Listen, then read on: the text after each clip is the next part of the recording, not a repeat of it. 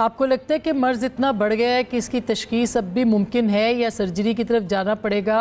Pashtun तहफ़्फ़ुज़ movement को कलअदम करार दिया जाना, उनके जिरगे से पहले ये सारे इक़दाम करना, आपको लगता है कि ये इसकी तशख़ीस बर वक्त हुई है या ये बिला वक्त और बिला ज़रूरत हुई है?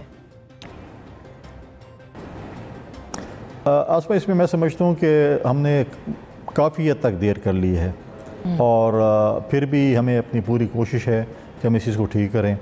पॉलिटिकल लोगों के साथ डायलॉग्स मैं समझता हूँ कि होना चाहिए। हमें भी इस चीज़ को देखना चाहिए, हर पॉलिटिकल पार्टी को देखना चाहिए। अगर हम किसी और मुल्क का झंडा अपने जलसे में लगाएं या कोई और चीज़ हो, या हम स्टेट के ख़िलाफ़ नारे लगाएं या हम किसी अपने इदारों के ख़िलाफ़ नारे लगाएं, तो ये मैं कहता हूँ एक्सेप्टेबल नहीं है। पाकिस्तान पीपल्स पार्टी के साथ भी बहुत ज़्यादती हुई हैं। हमारे पार्टी के बानी चेयरमैन को फांसी पे अदालती कत्ल हुआ।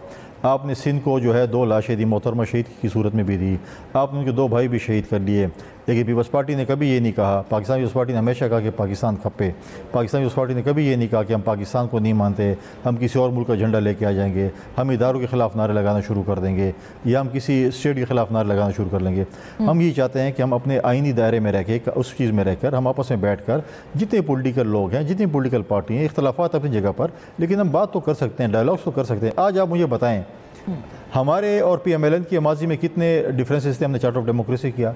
आप मुझे बताएं कि मौलाना साहब और PTI आज बैठ सकती हैं, महमूद खान चकज़ई साहब और PTI आज बैठ रही हैं। तो आप ये देखिए पॉलिटिकल लोग हैं ना, बैठे ना, कितनी आपस में जो है वो आपस में नज़रियाती इख्तलाफ और क्या क्या कुछ नहीं होता था। बहुत सी ऐसी पॉलिटिकल पार्टी थी जो आपस में, कल ये इत्तेहादी मौलाना साहब, मेंगल साहब, चकज़ई साहब हमारे इत्तेहादी थे। आज जो है वो हमसे कुछ खफा से हैं। आप ही लोग कहते हैं ना कुर्री साहब, आप ही लोग कहते हैं कि तहरीक इंसाफ एक सियासी जमात नहीं है। आप ही लोग ये इल्ज़ाम आयद करते हैं कि वो सियासी जमात नहीं है, वो बात नहीं करना चाहती वो आप लोगों के साथ, और वो बात नहीं करना चाहती आप लोगों के साथ। फिर ऐसी सूरत में इस बदलाव से क्या मतलब, इसको क्या मानी दिए जाएँ? कोई रिकन्सिलिएशन की तरफ बढ़ा जा रहा है, और फिर दूसरी तरफ सियासी जमातें अगर बात नहीं करती तो फिर उसके बाद जो आपके सूबे की तरजीहात है वो क्या है? इस बात के ऊपर रियलाइज़ करने से, अब आप कहते हैं, खुद ही कह रहे हैं बहुत देर हो गई है, अब तो इससे पानी जो है सर से गुजर चुका है। इतना भी नहीं गुजरा जिसको मतलब है कि हम कहें कि कंट्रोल नहीं किया जा सकता। मुश्किल टास्क है लेकिन नामुमकिन नहीं है।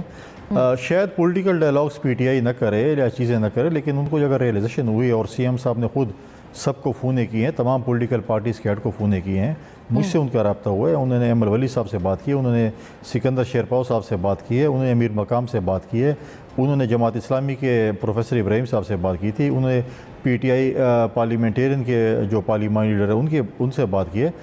तमाम पॉलिटिकल पार्टीज़ के जो है वो यहाँ पर जो मौजूद की उन्होंने स्पेशल रिक्वेस्ट की।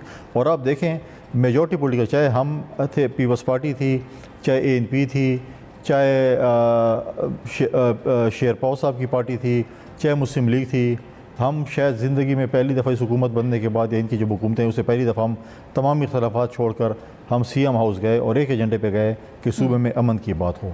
हमें तो अब हम यहाँ पर क्या कहते हैं कि हम नहीं आते, आप अपनी जिरगा करें। हम अपना जिरगा करते हैं, 5-6 पार्टियाँ रहते जिरगा करें, लेकिन हमने कहा कि नहीं, इस वक्त सियासत का नहीं है, इस वक्त अमन की बात है, 1 पॉइंट एजेंडे की बात है, सूबे की बात है। तो अमन होगा सूबे में तो हम सब सियासत भी कर सकेंगे, सब कुछ करेंगे।